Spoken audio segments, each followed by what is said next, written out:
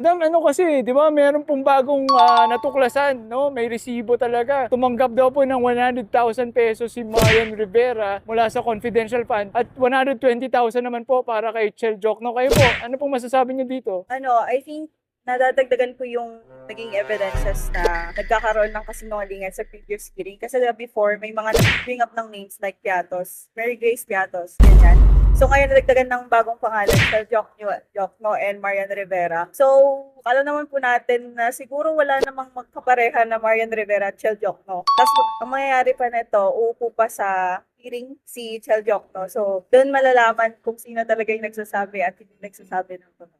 Ayun. Ang sabi daw po kasi, itong mga resibo na ito, nung panahon pa po na ayos pa silang lahat, no? Kumbaga, hindi po nila inakala na bubusisiin ng Kongreso itong mga resibo. Kaya libo-libo po pinasa kung ano-ano lang mga pangalan. Yun. Kayo po ba, excited na po ba kayo sa kakalabasan na itong impeachment? Super! Super. Nandun na si Laila de Lima, tapos nandun si Chel Jokno. So, harap-harapan sila magkakaalawan. Yun. Thank you very much po. Salamat po.